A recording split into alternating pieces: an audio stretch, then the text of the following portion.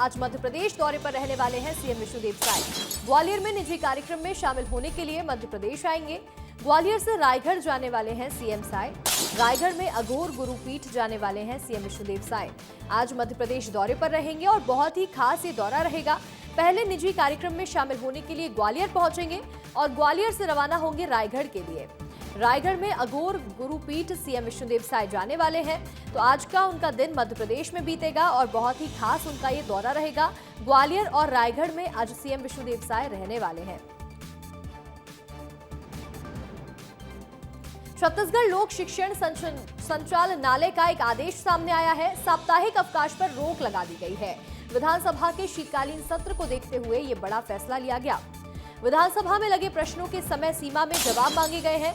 संभागीय संयुक्त संचालक को ये निर्देश जारी किए हैं। जिला शिक्षा अधिकारियों को भी ये निर्देश जारी किए गए हैं। साप्ताहिक अवकाश अभी नहीं मिलेगा, उस पर फिलहाल रोक लगा दी गई है।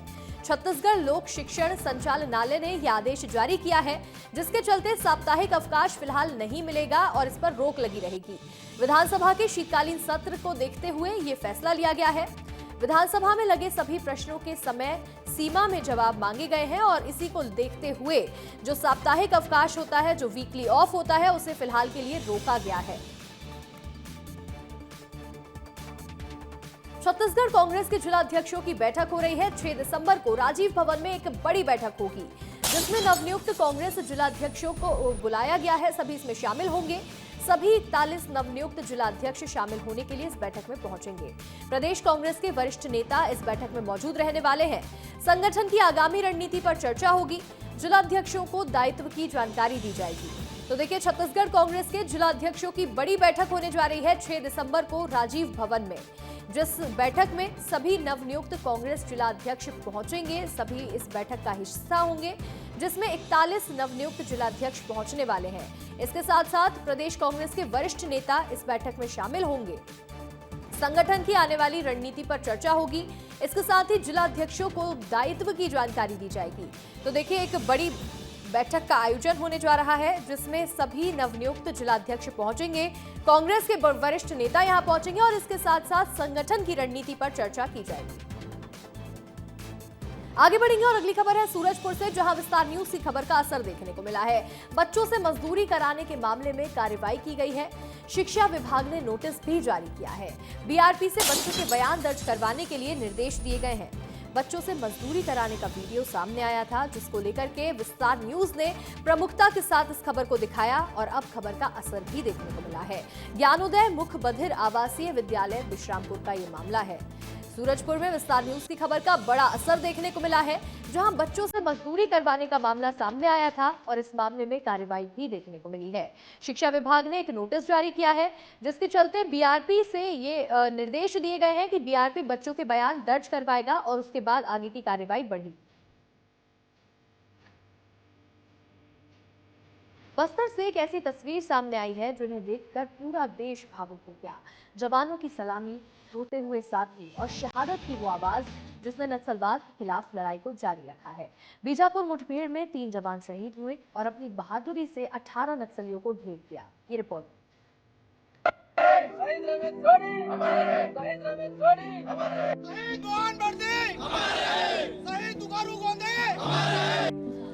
हर आंखें नम है, छाती गर्व से चौड़ी हो गई है। अपने साथी की शहादत पर जवान आंसू नहीं रोक पा रहे हैं। परिजनों का रो रो कर बुरा हाल है। शहादत की इन तस्वीरों ने जंगल में फैली वीरता और देशभक्ति की लौ आज और तेज कर दी है। नक्सलवाद के खात्मे का संकल्प लिए 3 डीआरजी के जवान शहीद हो गए हैं।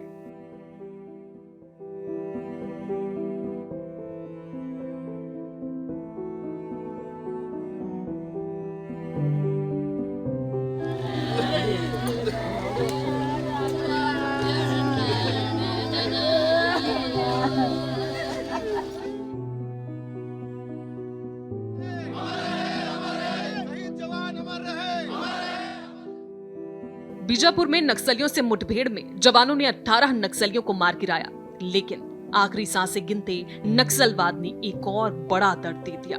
लाल आतंक का खात्मा करते 3 डीआरजी जवान शहीद हो गए। शहीद हुए जवानों में प्रधान आरक्षक मोनू, आरक्षक दुकारू गुंडे और रमेश सोढ़ी शामिल हैं, जिन्हें बीजापुर पुलिस लाइन के शहीद वाटिका परिसर में पूरे राजकीय सम्मान के साथ अंतिम सलामी दी गई। इस दौरान अमर जवान और भारत माता की जयकारे से पूरा परिसर गूंज उठा। माता की जय, भारत माता की जय, DRG जिंदाबाद। क्योंकि कल एक बहुत बड़ा इनकाउंटर हुआ था, अभी भी वो इनकाउंटर जारी है और इसमें 3 DRG लड़ाई चल रही है इस वक्त नक्सलवाद के खात्मे के लिए।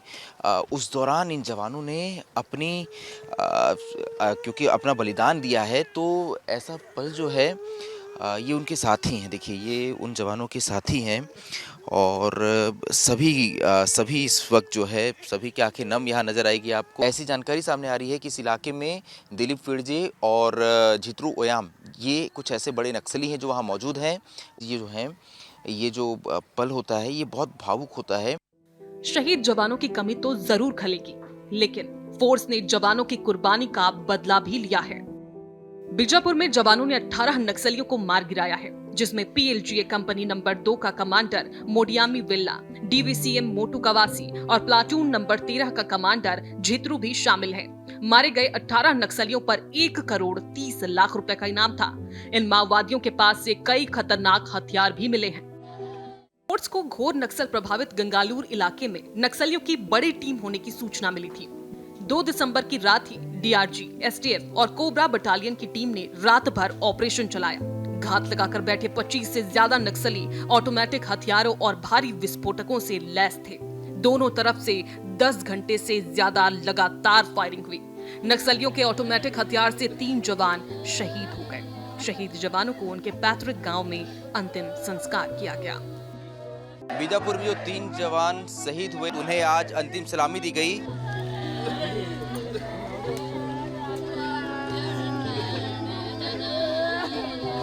इनकाउंटर हुआ था, अभी भी वो इनकाउंटर जारी है और इसमें लड़ाई चल रही है इस वक्त नक्सलवाद के खात्मे के लिए। उस दौरान इन जवानों ने अपना बलिदान दिया है।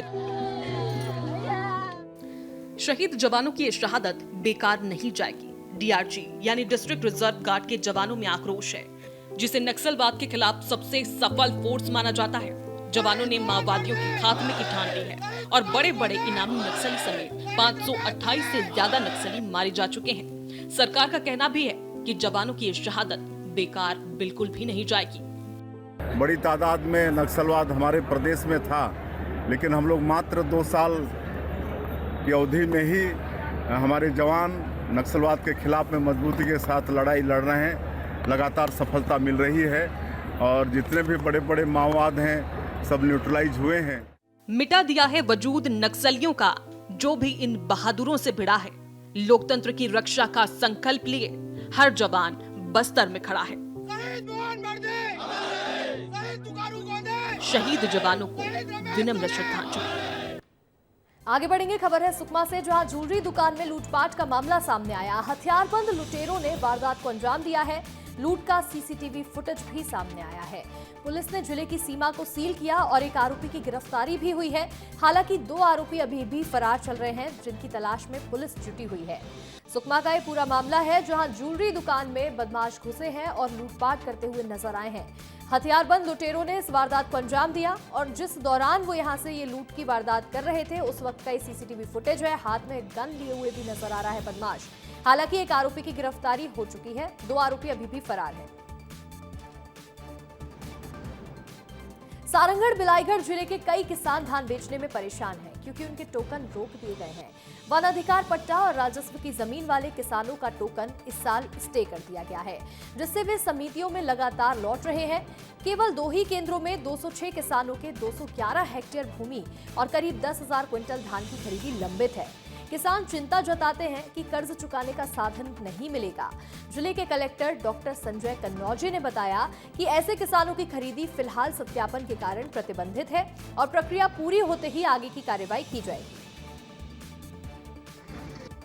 समस्या है पहले 1 पट्टा में जब ले पहिने ना 2005 से ले टोटल बचत आद रही नहीं, खातों भी निकालत रही है, KCC भी निकालीन है।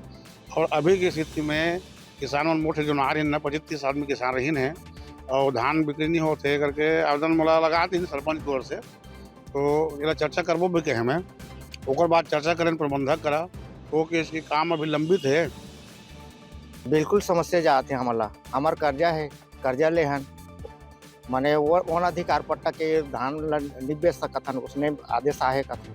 अच्छा हाँ। आप मन के वन अधिकार पट्टा है हाँ ओम अभी धान नहीं खरीदे जाते हाँ एकर से पहले जो गुजरे वर्ष है तेमन में आपन धान बेचा था। हाँ शुरू से बेचता है। आगे बढ़ेंगे और बात करेंगे छत्तीसगढ़ के मौसम की। छत्तीसगढ़ में उत्तरी हवाओं की वजह से कड़ाके की ठंड का दौर देखने को मिल रहा है। अंबिकापुर में 7 डिग्री सेल्सियस तक पारा गिर चुका है। सरगुजा, जशपुर समेत पेंड्रा में भी ठंड बढ़ चुकी है। तापमान में और ज्यादा गिरावट की भी संभावनाएं हैं। तो वहीं अब ठंड से बचने के लिए लोग अलाव का सहारा ले रहे हैं। उत्तरी हिस्से में कड़ाके की ठंड पड़ रही है और अंबिकापुर में 7 डिग्री सेल्सियस पारा दर्ज किया गया है। तो वहीं इसके साथ साथ सरगुजा, जशपुर और पेंड्रा में भी कड़ाके की ठंड पड़ती हुई नजर आ रही है। हमारे सहयोगी नितेश गर्ग जुड़ गए हैं। नितेश, फिलहाल छत्तीसगढ़ में किस तरह का मौसम देखने को मिल रहा है? लगातार पारा गिरता जा रहा है। जी बिल्कुल, देखिए अगर उत्तरी और दक्षिणी छत्तीसगढ़ की बात की जाए इन हिस्सों में ज़्यादा ठंड पड़ रही है। यानी कि सबसे ज़्यादा ठंड की अगर बात की जाए इस वक्त अंबिकापुर में दर्ज की जा रही है जहां करीब 7 डिग्री सेल्सियस पारा गिर रहा है। और दुर्ग की बात की जाए तो वहां करीब 32 डिग्री है जो कि इस समय सबसे उच्चतम तापमान वाला क्षेत्र है जहां पर न्यूनतम तापमान 32 डिग्री जा रहा है। तो उत्तरी इलाकों में अगर सरगुजा की बात करिए वहाँ पर ठंड पड़ रही है। आज अगर बात की जाए तो हल्की जो है शुष्क सर्द हवा भी चली है और वहीं मौसम विभाग ने जो है सभी को ठंड में अलग अलग तरीके के निर्देश दिए हैं, किस तरीके से रहना है, सावधानी बरतने की बात कही है। दक्षिण छत्तीसगढ़ की अगर बात करें, बस्तर की बात करें, वहाँ भी ठंड का ठीक ठाक असर दिखाई दे रहा है। तो इस तरीके से मौसम में लगातार तापमान में गिरावट देखी जा रही है और आने वाले समय में ये गिरावट और बढ़ती जाएगी। अंशिका। बिल्कुल, देखिए अभी भी आने वाले समय में ठंड और ज्यादा बढ़ सकती है। फिलहाल भी लगातार तेज ठंड देखने को मिल रही है। आपका जुड़ने के लिए शुक्रिया नितेश। आगे बढ़ेंगे, बात करेंगे अंबिकापुर की, जहां मैनपाट में बक्साइट खदानों के विरोध के दौरान आयोजित सुनवाई में एक युवक के बयान ने प्रशासन समेत पूरे क्षेत्र को चौंका दिया। जन सुनवाई के दौरान कॉलेज छात्र फूलचंद माझी ने अधिकारियों के सामने कहा कि वह हिडमा बनना चाहता है। इसके बाद उसका बयान सोशल मीडिया पर तेजी से वायरल होने लगा। वीडियो सामने आने के बाद युवक ने सफाई देते हुए कहा कि उसका मकसद हथियार उठाना नहीं है। उसने साफ किया कि वह हथियारों से नहीं बल्कि विचारों और संवैधानिक रास्ते से लड़ना चाहता है। खदान के लिए विरोध करना पड़े, खदान के नाम से यहाँ के ग्रामीण कोई घुसने नहीं देंगे।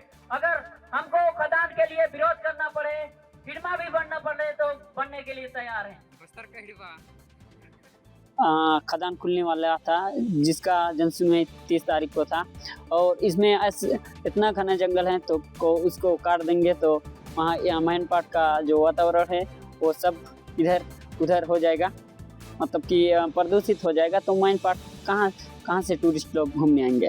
तो इसी को देखते हुए मैं हिडमा शब्द का यूज किया था। से जहां अमित बघेल आज सरेंडर कर सकते हैं। छत्तीसगढ़िया क्रांति सेना के प्रमुख हैं अमित बघेल। विवादित टिप्पणी के बाद अमित बघेल पर एफआईआर दर्ज है और खबर है कि आज सरेंडर कर सकते हैं। छत्तीसगढ़ समेत देश के कई राज्यों में अमित बघेल के ऊपर एफआईआर दर्ज है। रायपुर पुलिस ने अमित बघेल पर इनाम भी घोषित किया है। सर्व छत्तीसगढ़िया समाज की यात्रा में शामिल होने के लिए आएंगे। यात्रा में शामिल होने के बाद सरेंडर भी कर सकते हैं। ये एक बड़ी खबर है। रायपुर से आज छत्तीसगढ़िया क्रांति सेना के प्रमुख अमित बघेल, जिनके ऊपर अलग अलग राज्यों में एफआईआर दर्ज है, आज सरेंडर कर सकते हैं। हमारे सहयोगी नितेश गर्ग जुड़े हुए हैं। नितेश, आज रायपुर में अमित बघेल सरेंडर कर सकते हैं, इस तरह की खबरें मिल रही हैं, आप बताइएगा। बिल्कुल, देखिए जोहार छत्तीसगढ़ पार्टी के अध्यक्ष अमित बघेल जब छत्तीसगढ़ महातारी की प्रतिमा को एक विक्षिप्त शख्स ने खंडित किया था, उसके बाद जो है वो प्रदर्शन धरना करते हुए नजर आए थे और उसी दरमियान उन्होंने मीडिया से मुखातिब होते हुए बहुत ही विवादित बयान दिया था जिसको लेकर देश भर में एफआईआर हुई थी। अगर रायपुर की बात करें तो कोतवाली थाना, देवेंद्र नगर समेत कई जगहों पर जो है छत्तीसगढ़ में एफआईआर हुई थी और तब से पुलिस की तलाश जारी है। हालिया समय में अमित बघेल की जो है कुछ जानकारियां सामने आई सोशल मीडिया में, जिसमें वो 5 तारीख को सरेंडर की बात कहते हुए नजर आए हैं। अभी की जो ताज़ा जानकारी है वो ऐसी है कि पुलिस अलर्ट बोर्ड में है। उन्होंने जिसे सभा में शामिल होने की बात कही है वहाँ भी ट्रैकिंग ट्रेसिंग जारी है। अमित बघेल जैसे ही निकलेंगे या पुलिस को दिखाई देंगे तो गिरफ्तारी भी की जा सकती है अगर वो खुद से सरेंडर करने जो है अपने प्लान के मुताबिक नहीं पहुंच पाते। तो गहमा गहमी है और पुलिस अलर्ट मोड में है। दूसरी तरफ अमित बघेल के समर्थक भी जो है वो भी चौकन्ने हैं। अब देखना होगा कि ये पूरा घटनाक्रम किस तरीके से होता है और किस तरीके से वो सरेंडर करते हैं तो गिरफ्तारी देते हैं और फिर उसके बाद पुलिस न्यायालय कैसे पहुंचाती है, क्या न्यायालय माननीय न्यायालय क्या फैसला लेता है, जेल भेजा जाता है, उनके समर्थकों में इस चीज़ को लेकर क्या देखा जाता है। उन्होंने न्यायपालिका पर भी जो है तमाम कोशिशें की, हाई कोर्ट से लेकर तमाम कोर्ट्स में वो पहुंचे, लेकिन वहां से उनकी बयान को लेकर जो है निंदा की गई और उन्हें कानून सम्मत तमाम चीज़ों का पालन करने की बात कही गई है। तो अब देखिए आज क्या घटनाक्रम होता है, लेकिन पुलिस हाई अलर्ट मोड पर है और ऐसी संभावना है कि आज या तो वो सरेंडर करेंगे या तो पुलिस अगर जानकारी मिल जाती है तो पुलिस ट्रेस करके उन्हें गिरफ्तार करेगी। बिल्कुल, देखिए आज एक यात्रा में शामिल होंगे और उसके बाद सरेंडर कर सकते हैं, ये खबरें मिल रही हैं। नीतीश, आपका जानकारी देने के लिए बहुत बहुत शुक्रिया। आगे बढ़ेंगे और बात करेंगे मनेंद्रगढ़, चिरमिरी, भरतपुर जिले की, जहां विभिन्न क्षेत्रों में शांति और सुरक्षा व्यवस्था स्थापित करने के लिए गुंडे और बदमाशों के खिलाफ सख्त और प्रभावी कार्रवाई इन दिनों पुलिस तेजी से कर रही है। पुलिस ने गुंडागर्दी कर आतंक मचाने वाले गुंडे बदमाश को गिरफ्तार कर जेल भेजा। गौरतलब है कि आरोपी विक्रम सिंह उर्फ विक्की पर अब तक कुल 20 अपराध चिरमिरी पुलिस थाना में दर्ज किए गए हैं।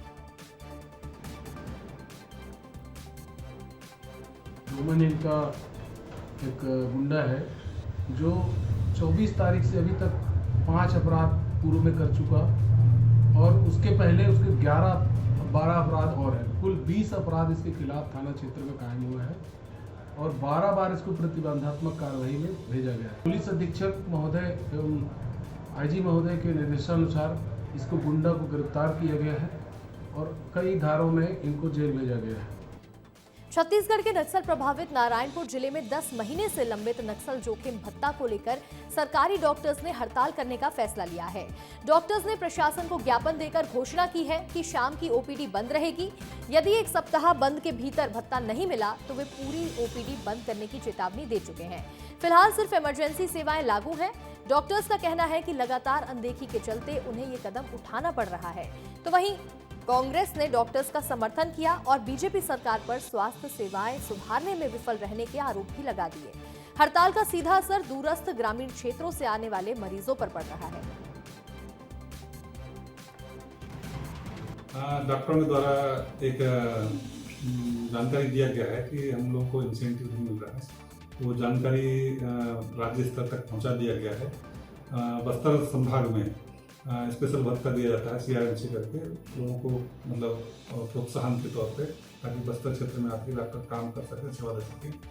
वो कुछ इशू था तो अभी वो सॉर्ट आउट कुछ दिन में हो जाएगा। राज्य स्तर से भी मतलब बात रखे हैं और हो सकता है 2-4 दिन में ये समस्या दूर हो जाए।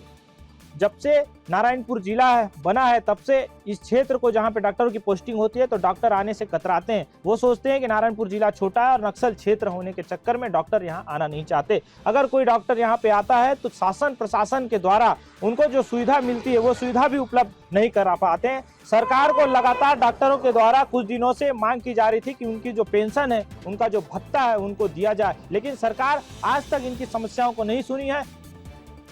बिलासपुर रायपुर रेलवे मार्ग पर ऑटो सिग्नल का काम 6 और 7 दिसंबर को 10 से अधिक ट्रेनें रद्द रहने वाली हैं। यात्रियों को ट्रेन सफर में परेशानी होगी। Bilaspur MEMU passenger, Itwari express सहित कई ट्रेनें रद्द की गई हैं। रेलवे ने ये निर्देश जारी किए हैं और खेद भी जताया है। बिलासपुर रायपुर रेलवे मार्ग पर ऑटो सिग्नल का काम लगातार चल रहा है, जिसकी वजह से 6 और 7 दिसंबर को 10 से ज्यादा ट्रेनें रद्द रहने वाली हैं। यानी कि 2 दिन यात्रियों को असुविधा हो सकती है, यात्री परेशान हो सकते हैं। इसके साथ ही ट्रेन सफर में थोड़ी सी मुश्किलें भी रहेंगी। Bilaspur MEMU passenger, Itwari express सहित कई सारी ऐसी ट्रेनें हैं जिन्हें रद्द किया गया है, जिसमें बड़ी संख्या में जो यात्री हैं वो अपनी जर्नी करते हैं, यात्रा करते हैं।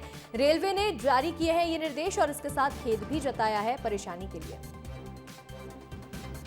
धमतरी जिले के मगरलोड ब्लॉक के मेघा में सड़क किनारे बिक रहे मोमोज खाने से आसपास के कई गांव में उल्टी दस्त के मरीजों की संख्या लगातार बढ़ रही है। 29 नवंबर से 2 दिसंबर के बीच 18 लोग बीमार होकर सामुदायिक स्वास्थ्य केंद्र मगरलोड में भर्ती हुए, जिनमें 13 बच्चे भी शामिल हैं। ज्यादातर मरीजों को उपचार के बाद छुट्टी दे दी गई है, जबकि 4 लोग अभी भी अस्पताल में भर्ती हैं और उनका इलाज जारी है। मुख्य चिकित्सा एवं स्वास्थ्य अधिकारी ने बताया कि शिकायत मिलने पर मोमोज दुकान का सैंपल जांच के लिए भेजकर दुकान को बंद किया गया है।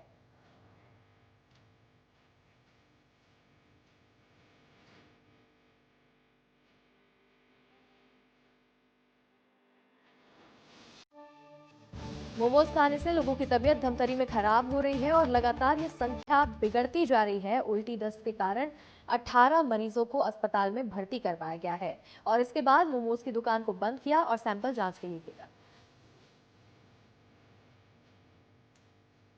छत्तीसगढ़ में कांग्रेस विधायक अटल श्रीवास्तव ने भाजपा सरकार पर बड़ा हमला करते हुए कहा कि आने वाले विधानसभा सत्र में धान खरीदी, एसआईआर और बिजली बिल जैसे मुद्दे प्रमुख रहेंगे। उन्होंने आरोप लगाया कि गिरदावरी के नाम पर किसानों से ठगी हो रही है और उनसे पैसे मांगे जा रहे हैं, जिससे किसान बेहद परेशान है। भ्रष्टाचार बढ़ रहा है। एसआईआर में डेट बढ़ाने व पुराने रिकॉर्ड्स के कारण लोग परेशान हो रहे हैं। सरगुजा में आदिवासी पुलिस का विरोध कर रहे हैं, जबकि पुलिस खनिज संपदा की बजाय उद्योगपतियों की जमीन बचाने में लगी हुई है। देखिए, लॉ एंड ऑर्डर की तरफ तो इनका ध्यान ही नहीं है। माननीय गृह मंत्री जी हमेशा बस्तर पे लगे रहते हैं, क्योंकि उनके मालिक ने उनको आदेश दिया है कि मुझे नक्सलाइट खत्म चाहिए, मुझे कोई नेता नहीं चाहिए। वहाँ पर कवासी लकमा को जेल में डाल दिया गया, मनीष कुंजाम को उठा के जेल में बंद कर दिया गया। इनके पास ईडी है, सीबीआई है, जो इनके खिलाफ आवाज़ उठाएगा, इनकी खदानों के खिलाफ।